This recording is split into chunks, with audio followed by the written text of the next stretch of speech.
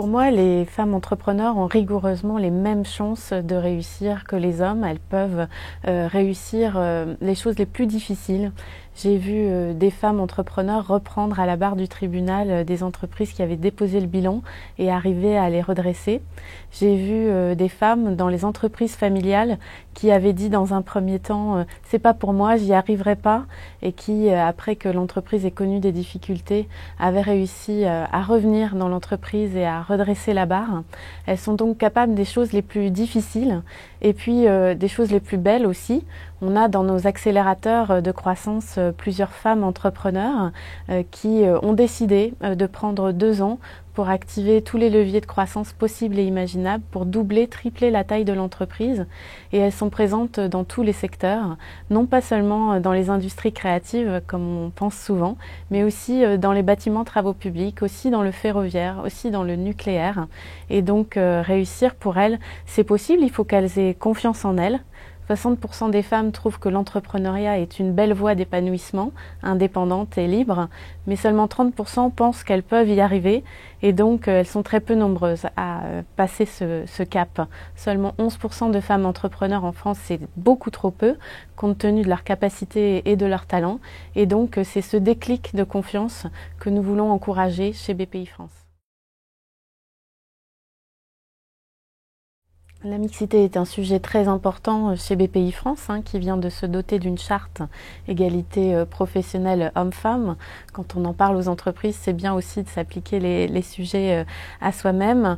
Je suis personnellement assez impliquée aussi dans un réseau XYL de BPI France, donc qui s'engage à promouvoir la mixité au sein de BPI France et qui est relié à Financiel, qui relaie ces idées de promotion de la mixité au sein des banques, des assurances, de toute la communauté financière. J'y suis personnellement engagée en tant que manager également. Je pousse mes équipes à veiller à cette mixité homme-femme au quotidien. L'égalité salariale est strictement respectée. C'est un point très important pour moi, à compétences égales, salaire égal. En France, il y a jusqu'à 20% d'écart suivant les postes, selon qu'on est un homme ou une femme. Donc on veille à cette égalité salariale, et puis aussi, quand on essaye de promouvoir en interne et de pourvoir en interne des postes, de bien veiller à ce qu'il y ait au moins une proposition de femmes dans la shortlist. Donc oui, c'est un sujet sur lequel on est assez engagé et qu'on essaye aussi de diffuser dans les entreprises que l'on accompagne. On a par exemple emmené une délégation de start-up et de PME au Women's Forum de Deauville il y a de cela quelques mois. La mixité est facteur de performance. On ne le fait pas parce qu'on doit faire ça pour les femmes et leur rendre service. On le fait parce qu'on pense que ça apporte de la performance. Dans mes fonds d'investissement, j'ai 45% de femmes investisseurs. C'est bien plus que la moyenne de la profession qui est autour de 20%. Mais je le fais parce que je pense que ça enrichit l'équipe, ça la rend plus pertinente. On est dans un monde complexe où il faut avoir des regards croisés sur les situations, et le fait de viser une mixité homme-femme, aussi jeune, senior, et aussi parisien, provincial, la diversité des parcours, c'est ça qui est intéressant dans une équipe. Et un manager, c'est jamais qu'un chef d'orchestre qui doit animer une équipe aux talents les plus divers possibles. La confiance, pour moi, c'est le maître mot. Ça renvoie aussi à ce sentiment d'isolement de tous les entrepreneurs, hommes ou femmes. Mais c'est vrai que les femmes se mettent peut-être plus de barrières internes.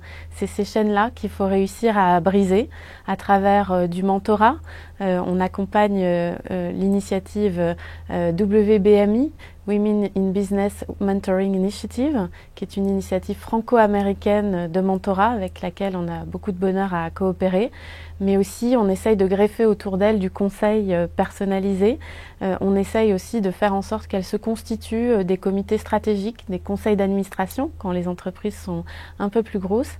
Arriver à s'entourer, à avoir des regards croisés, à avoir effectivement quelqu'un qui nous challenge, mais aussi quelqu'un qui nous conforte dans nos points forts. C'est important quand on veut se lancer dans l'entrepreneuriat. Et si les femmes arrivent à avoir cet effet confiance, alors effectivement, elles ont les mêmes performances que les hommes, c'est prouvé. Nous avons fait une étude sur la création d'entreprises au féminin qui montre qu'elles ont rigoureusement les mêmes performances que les entreprises dirigées par les hommes. Donc c'est vraiment une question d'entreprise, d'initiative, de déclic, de confiance.